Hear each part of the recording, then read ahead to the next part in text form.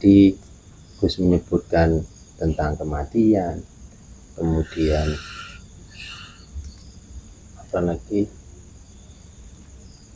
kehidupan setelah kematian itu. Nah, kematian ini Gus juga kadang waktu di kajian-kajian malam Jumat itu Gus, itu jenengan menjelaskan secara hakikat bahwa yang disebut mati itu bukan yang secara roh keluar dari jasad. Iya, bukan rohnya yang keluar dari jasad, tapi mati yang bagaimana Gus?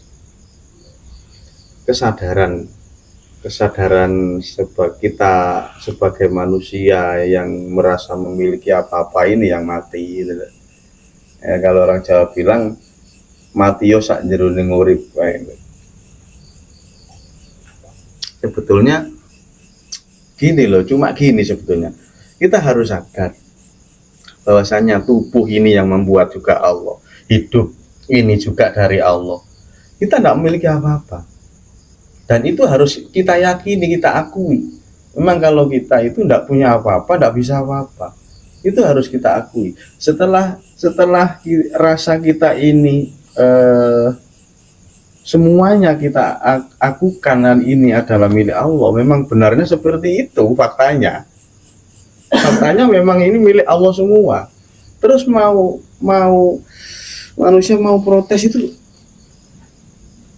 yang jalurnya dari mana? Iya, kita mau mengakui dari sisi mana? Coba, tanah yang membuat juga Tuhan, raga ini juga Tuhan, hidupnya juga dari Tuhan. Dan terus milik manusia yang mana? Ini loh harus kita sadari. Setelah kita menyadari itu, maka kita masuk ke dalam fase kematian itu sebetulnya. Nah, setelah kita merasa tidak punya apa-apa, bukan siapa-siapa, disitulah makna kiamat itu sendiri. Jadi kiamat sudah kita tidak ada sudah. Yang ada hanya Allah. Itu yang dimaksud kematian sebetulnya. Iya, memang nyambung juga dari kisah-kisah Wali Songo Gus. Itu pernah nonton di filmnya itu Gus, Sunan Kalijogo ketika itu masih berguru ke Sunan Bonang. Beliau menyampaikan bahwa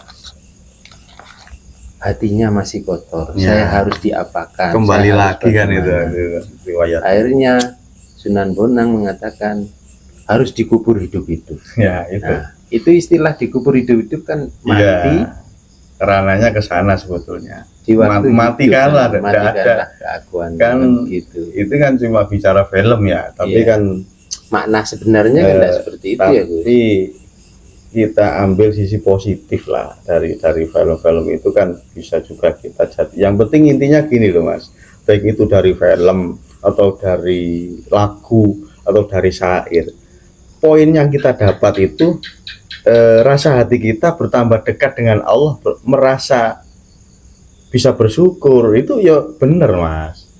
Bukan itu kok dari nyanyian kok diambil pelajaran dong. Bukan seperti itu cara kita mengambil ilmu itu, memahami sesuatu tentang kehidupan ini. Tidak seperti itu. Dari kertas pun kita bisa mengambil pelajaran, dari apapun itu bisa kita jadikan pelajaran. Kalau kita sudah rasa hati kita sudah tersambung dengan Allah itu, apa saja kita buat perumpamaan itu bisa. Ya seperti katakanlah kita berdoa, kita umpamakan sebuah pohon. Nggak mungkin pohon itu sekarang nanam besok langsung panen Mas. Ya kan proses dulu, berkembang, tumbuh sedikit demi sedikit, akhirnya mengeluarkan daun 1, kemudian 2 daun 2, 3, 4, kemudian dia mengembang. Setelah ngembang ditunggu lagi, akhirnya dia berbuah. Kan masih lama prosesnya.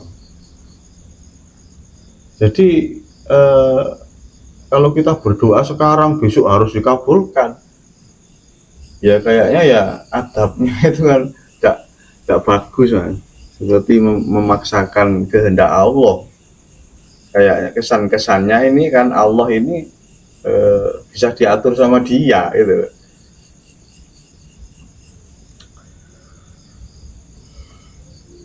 Sebetulnya apapun itu bisa kita jadikan pelajaran kalau kita sudah bisa mengolah rasa itu tadi, baik dari lagu, film ataupun. Makanya Sunan Kalijogo waktu masih merasa kotor hatinya, kembali lagi waktu itu kan di filmnya itu Sunan Bonang, saya merasa hati saya ini masih kotor, Kanjeng Sunan kan gitu ya. Iya. Oh jangannya enggak ada lagi, tinggal satu katanya. Sendiko dawu katanya gitu. Ubur urip-urip gitu. Iya. Maksudnya bagaimana? Bisa enggak bisa matikan keakuanmu. Itu loh maksudnya.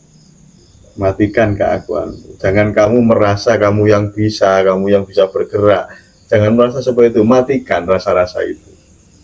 Rasa kepemilikan kamu terhadap dunia ini matikan. Itu bukan milik kamu.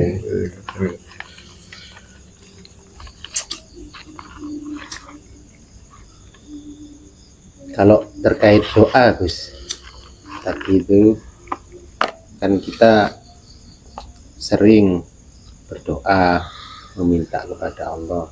Itu hakikatnya seperti apa sih doa itu, Gus? Masa kita minta itu seperti itu, atau seperti apa sebenarnya?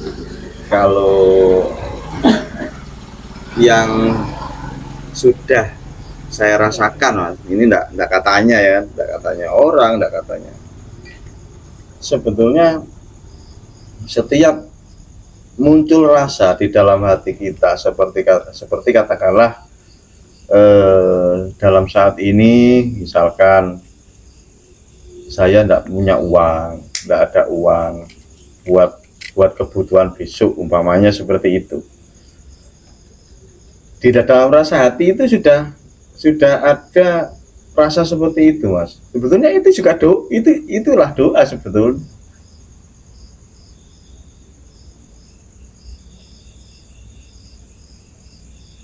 Itulah doa sebetulnya. Maksud saya itu, apakah prakteknya itu memang betul-betul meminta kepada Allah, Gus? Secara hakikat? Ya enggak sih, enggak. Jadi spontanitas, aduh besok anak saya harus bayar sekolah. Lah itu sebetulnya sudah kan masa ada permintaan itu? Enggak ada. Kita merasa butuh karena besok ini mau bayar sekolah kan gitu. Kan enggak, saya minta uang kan enggak seperti itu. Iya. Ketika kita membutuhkan sesuatu, sebetulnya itulah doa. Artinya ya saat itu juga kita harus, iya, kerenteknya hati sebetulnya itu. Kerenteknya. Ya kita nunggu proses saja, kita pasrah atau mulai berpikir bagaimana supaya bisa mendapatkan. Iya, dengan pasrah itulah kita akan nanti ilham di dalam pemikiran itu datang. Oh. Gitu loh. Kalau kita berpikir dulu, tidak akan dapat. Mau berpikir dari mana? Mau barang memang tidak ada uang untuk besok. Tidak kan seperti itu kan? Mau dipikir ya tidak bisa, Mas. Karena memang kalau dilihat dari penjelasannya Gus, kalau doa itu meminta kepada Allah, itu artinya kan ada dua, Gus. Iya, ada itu yang minta, ada yang diminta. Iya, makanya kan apa yang sudah saya rasakan itu menurut saya sih doa itu seperti itu. Makanya ketika Nabi Musa dikejar Fir'aun, itu kan ceritanya, mentok laut, maju mati, mundur mati, kan itu. Aduh, nah itu ya Allah, aku maju mati, aku mundur mati. Nah, ketika hatinya connect dengan Allah, kembalikan semuanya kepada Allah, maka pertolongan Allah datang. Itu loh. Jadi mengembalikan kepada Allah itu Iya. sebenarnya doa. Iya.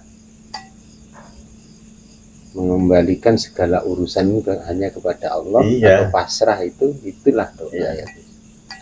akhirnya nanti ada petunjuk sendiri apa yang harus dilakukan. Iya, bahkan di ceritanya apa riwayatnya Nabi Yunus kemarin kan, waktu ditelan ikan, katanya ikan nun katanya gitu. Syariatnya itu seperti itu. Di situ apakah dia Nabi Yunus itu menunjukkan permintaan untuk dikeluarkan dari perut ikan? Kan enggak. Ketika Nabi Yunus ini menyadari bahwasanya dia selama ini zalim, kerentak di dalam hatinya, maka keluarlah dia dari perut ikan itu. Berarti sisi kebenarannya di saat dia ilahi roji'un, dia mengembalikan semuanya kepada Allah, pasrah kepada Allah. Itulah. Dan setiap manusia pasti mengalami. Cuma kadang ada yang sudah memahami hakikat baru dia paham, yang tidak memahami hakikat dia tidak paham kan itu. Tapi saya yakin pasti setiap manusia pasti mengalami hal itu. Karena saya sendiri sering mengalami hal seperti itu. Yang tentunya kan manusia yang lain ya sama saja. Cuma dia tidak mengerti gitu loh, tidak mengerti kalau itu sebetulnya doa gitu loh. Kan pasti kadang itu pasti ada suatu saat kan orang itu mau tidur berpikir, ini lusa, ini 1 minggu lagi saudara saya ada yang punya hajat. Belum ada alokasi Nah, belum ada perkiraan nyumbang apa ya kira-kira kan seperti itu. Nah, hanya berpikir seperti itu, apakah itu bisa disebut doa? Kan enggak. Kalau di sisi syariat loh, kan enggak doa. Tapi ketika mau hari hanya itu pasti dia ada. Karena apa? Karena dia sudah ada getaran.